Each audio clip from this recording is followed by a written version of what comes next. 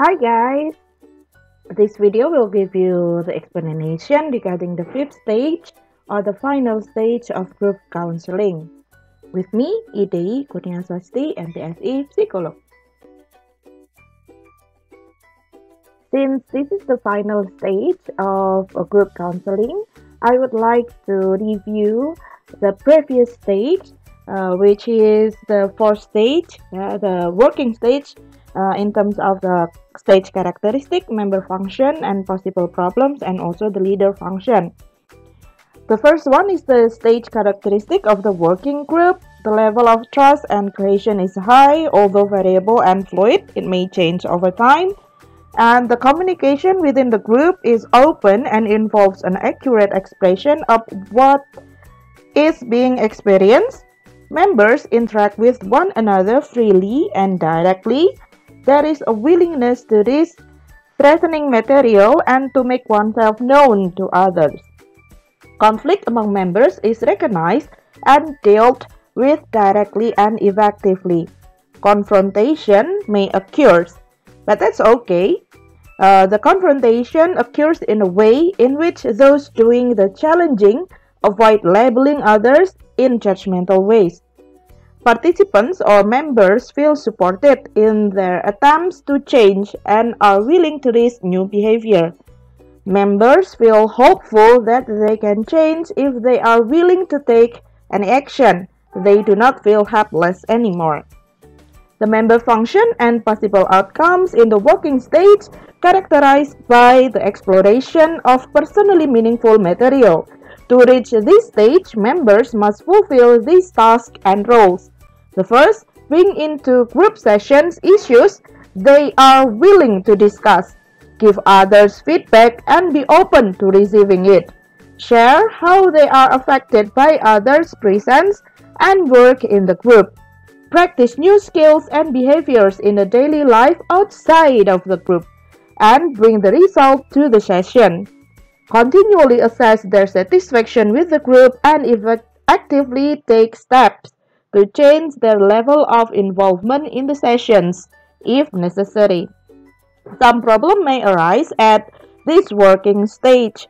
Members may gain insights in the sessions but not see the necessity of action outside of the group to bring about the change. Therefore, they are not willing to do any exercise outside of the group session. Members may withdraw after intense self-disclosure or because of anxiety over others' intensity. And the last problem that may occur in the working stage is that members may take refuge through observing others' work. And what about the leader's function? The leader's function in the working stage or in the fourth stage is provide systematic reinforcement of desired group behaviors that fosters cohesion and productive work. Look for common themes among members' work that provide for some universality. We need to try to link their shared experiences. Continue to model appropriate behavior, especially caring confrontation, and disclose ongoing reactions and perceptions.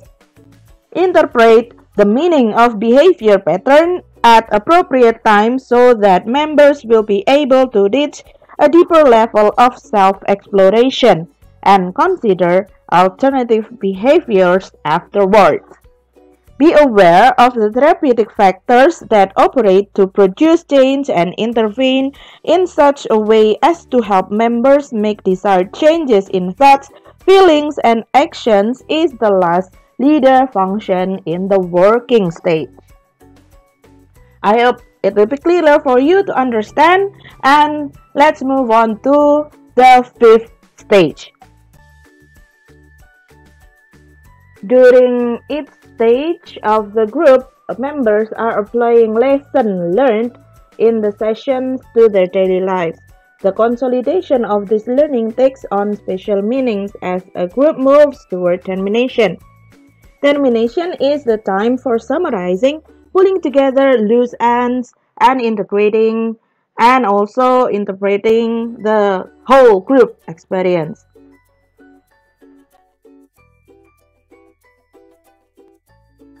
These are some essential tasks that need to be addressed during the termination phase of group therapy, according to Joyce, Piper, Okrotniczuk, and Klein in 2007. First, you need to review and reinforce changes made by each member of the group.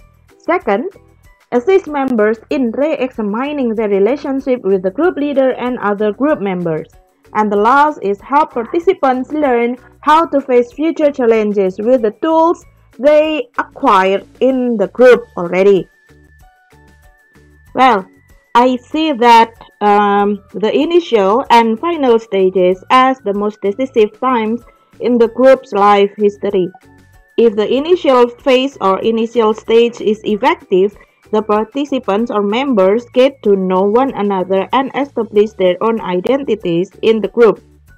And later on, an atmosphere of trust develops, and the groundwork is laid for later intensive work. Throughout the life of the group, the members are engaging in the cognitive work necessary to make decisions regarding what they are learning about themselves and others. As a group evolves into its final stage, cognitive work takes on particular importance, as well as exploring feelings associated with endings. To maximize the impact of the group experience, members need to conceptualize what they already learned, how they learned it, and what they will do about applying their insights to situations once the group counseling sessions end. Well, we will continue to the effective ways of terminating a group. There are several questions that you can use as a guidance in starting to terminate the group. How can members best complete any unfinished businesses? We need to relate it with their goals stated in before the group session start.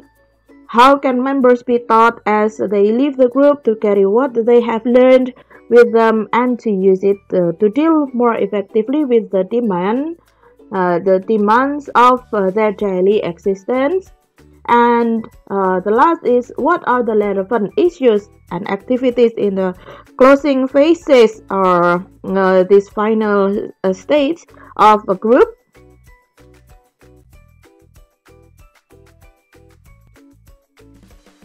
First of all, members need help in facing the reality that their group will soon end. Feelings about separation, which often take the form of avoidance or denial, need to be fully explored. It is the leader's job to facilitate an open discussion of the feelings of loss and sadness that accompany the eventual termination of an intense and highly meaningful experience throughout the group sessions. Now, regarding the effects of group on oneself, it is common for members to say that they have developed genuine bonds with the other members, and they build intimacy and have found a trusting and safe place where they can be themselves without fear of rejection. They may be dread of prospect of being deprived in this intimacy and support. Also common for group members, if they have any concern of not being able to be so trusting and open with the other people outside of the group. One of your leadership tasks as a group facilitator is to remind them that if their group is special, with the specific characteristics such as closeness, caring, supportive, and so on, it is because the members made the choice and they did the work together. Therefore, they can make similar choices and commitments and be equally successful in their relationships outside of the group. To be meaningful, the discussion about the effects of group on oneself must be concrete and specific. For example, you can use the global statement such as, "This group has been great, I really grew a lot, and I learned a lot about people as well as myself." That's for the example. These kind of statements are so general that the person who made the comments will soon forget what specifically was meaningful about the group experience. When someone makes this kind of sweeping statement, you can help the person express his or her thoughts and feelings more concretely by asking this question. How was the group been good for you? In what sense have you grown a lot? What do you mean by great? What are some of the things you actually learned about others and yourself? Emphasizing the importance of being specific, helping members to conceptualize, and encouraging the open expression of feelings about endings and the meaning of the group can increase the chances that members will retain and use what they have learned outside of the group.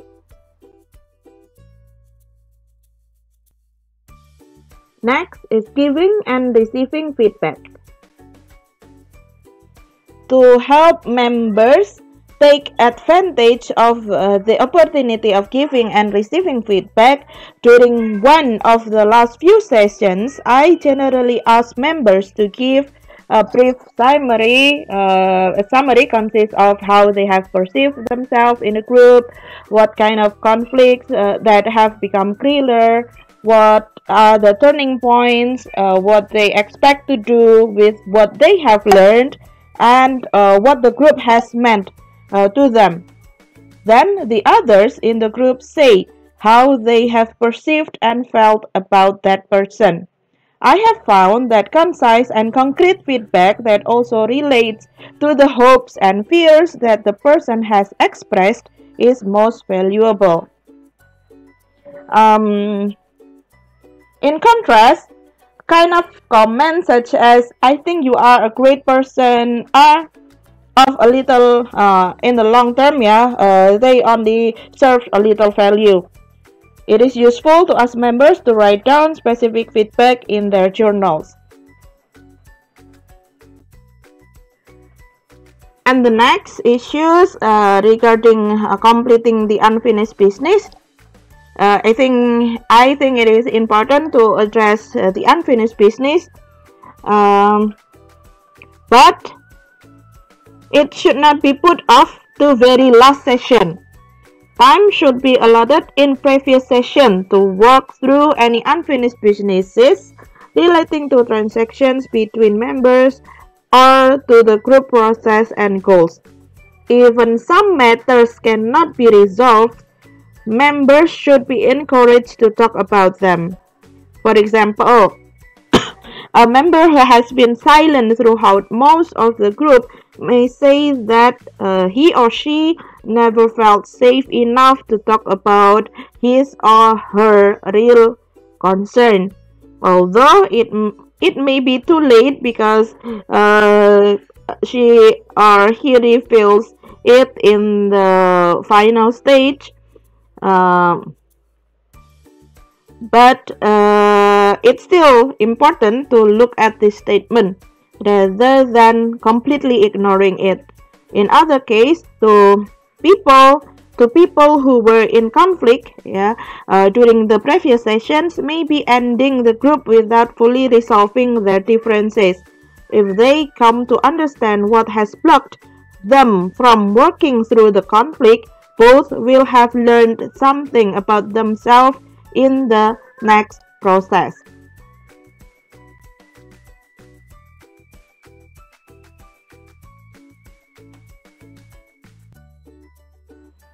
Well, to sum up, the final stage